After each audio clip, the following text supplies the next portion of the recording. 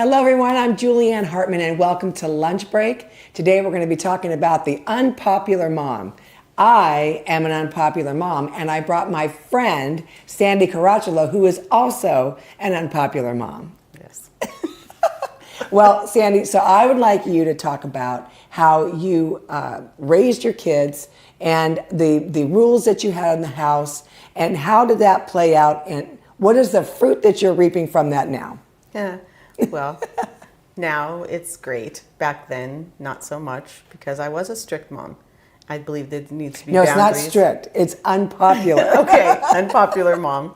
I believe that there needs to be boundaries and respect. And I just think that it's not popular with the children because they want to do what they want to do. But, not in the household. You fear the Lord like you would fear your parent in a respectful way. And that's how I wanted to raise my children.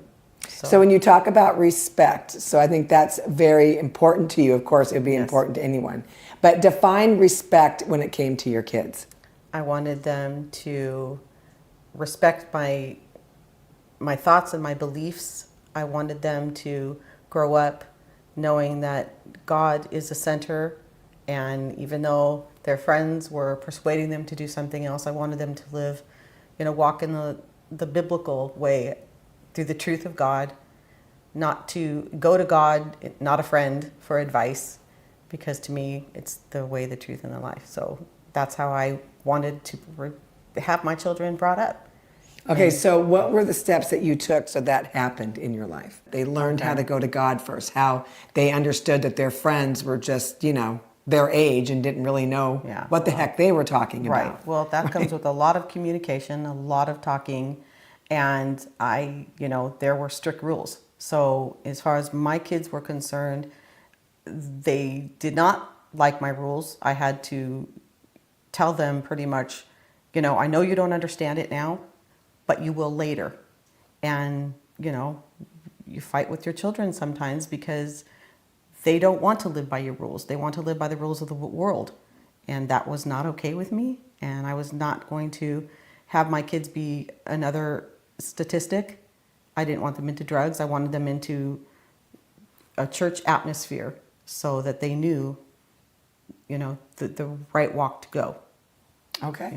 And so what were some of the challenges that you came up against? Was it friends at school? Was it friends, just in the neighborhood? Like, where did you feel that you were really, going up against a lot of, negativity when it came to what you were going to do with your kids, regardless of how they felt? Oh, yeah. Well, there was grounding. There was a lot of, unfair, as they thought me being unfair. But to me, I thought, your friends are friends. They are young. They haven't experienced life. They don't have the experience under their belt to be able to educate a child on the rules of the world. And that wasn't something that I was comfortable with.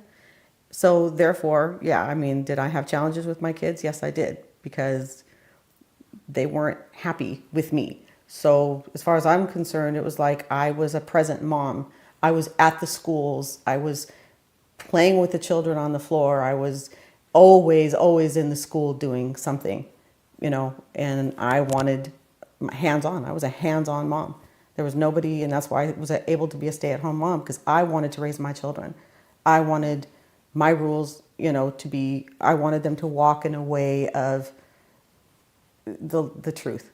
And they weren't happy at all. And their friends, I loved them, and I was like, I was the mama of a lot of those kids. They came over a lot, and I cherished those days. And I helped a lot of kids through trials. So that was a very good thing.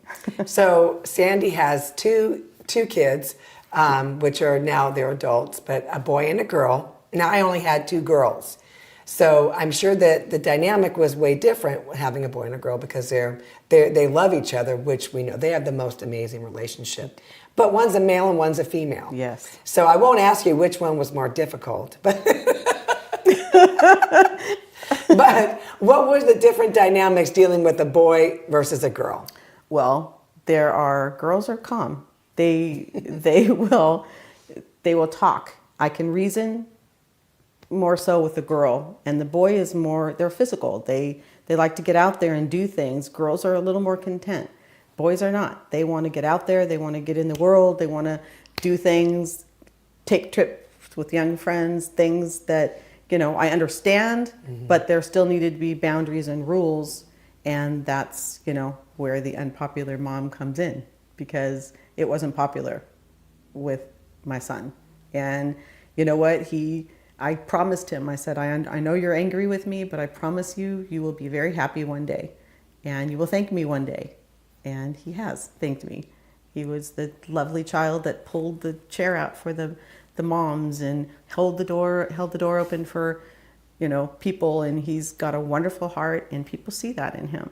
And, I've always put humor in my kids' lives so that they, take on things in a way that is happy and joy in their hearts. And to me, that was really important, because there is, lots of sadness in times of life, and I wanted them to reach for the joy of the Lord in their heart.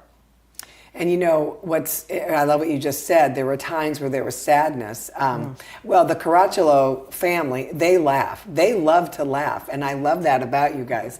And you, all three of you have like the most amazing laugh, and it's very contagious to be around you. And also Charlie, he goes out of his way to make sure that everybody's having a good time around him. Does.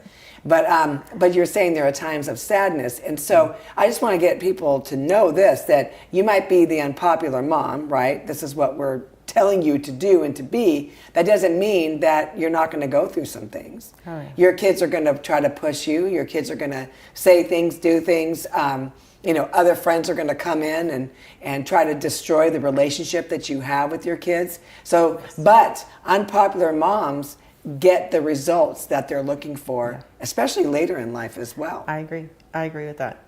I agree. I mean, my son, I'm so proud of him. He's taking a walk that not many kids would, and he now appreciates the mom that I was, and not like I said, there is some fear that needs to be in parenting, but to me, it's worth it in the long run, because your children will learn to respect in life, respect women, and the right way to walk is God's walk, and that is so important. So now, did you, because you're talking about, teaching them how to walk in the ways of God, did you read the Bible with them? Did you listen to sermons together? Like, how did you do that when they were 5? Yeah, we did. We read the Bible to them every night. That was just our rule, and then we went to church. We worked at church. I worked in the child care, and my kids were always a part of it, always, because I wanted them to grow up in the church to know that, this is it's a very healthy atmosphere. And I didn't want them in the parties at school, and that also made me very unpopular. I didn't want my kids doing that sort of thing. And, talk about unpopular kids, they had, their trials in school as well, because of my rules.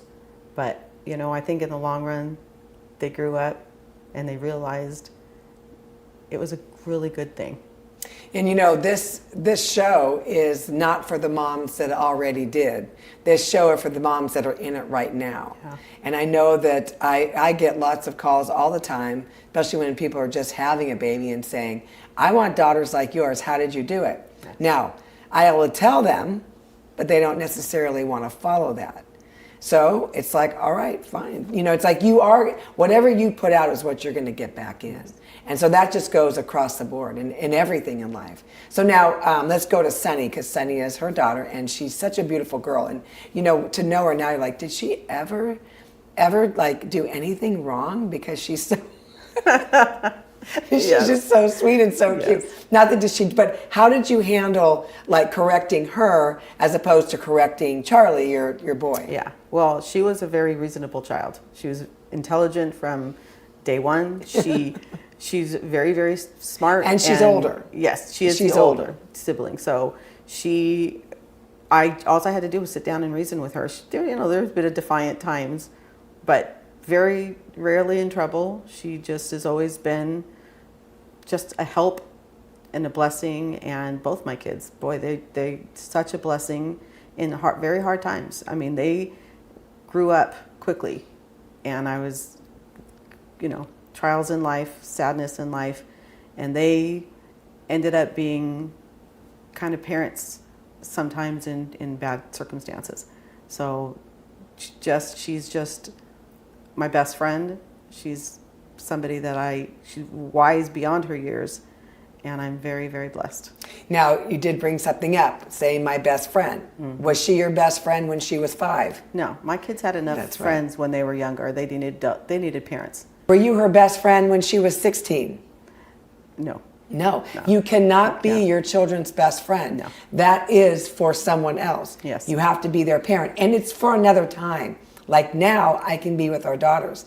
But I couldn't be back then because why? Best friends don't always have the right advice. Right. Best friends are someone that's trying to, that's linking with you and not watching from a distance, right? We have to watch. We call ourselves helicopter moms, where we're watching this. Were there any friends in their life that you saw was like, oh, my daughter or my son has a different attitude every time they're around that person? Oh, yes. Yes, I can recall several of them. Okay. So what did you do about that? I Name them right now, Sandy. I will not do that. But I will just say I talked to my kids in great lengths but they knew. They had strong rules and strong boundaries already, and they knew not to do certain things. And even though their friends did it, they did not. And that is a very proud moment that you can say you've raised a child well when they can stand on their own and they could just say no to the things of the world. And that was a very good thing. So, did you read a book on parenting? Did you just go from what you had when you were a kid? For me, I really couldn't do that because there was so much, there's so many problems, and there wasn't a lot of parenting. There was a lot of chaos and crazy. So I really didn't know how to raise kids. Or Butch and I, we both came from those kind of families. So how did you know what to do? I came from a very large family, and we just always were together. We always had fun together, and I wanted the happiness of my childhood brought into my kids' lives. No, there were no books. I've always been around kids. I've always loved kids. I think God gave me a heart for children because I've always worked with them. And I think that that's what I wanted most of all, was I wanted the love and the happiness and the joy of what a family is. To this day, it's very important to me to have downtime with my family because, little trips, just spending time together, no matter what it is, because it's important. It gives them a really good foundation for when they have their own family. And so to me, that was really, really important, is to have the love and the companionship and the communication with your family, because that gives them strong ethics that they will grow into with their family.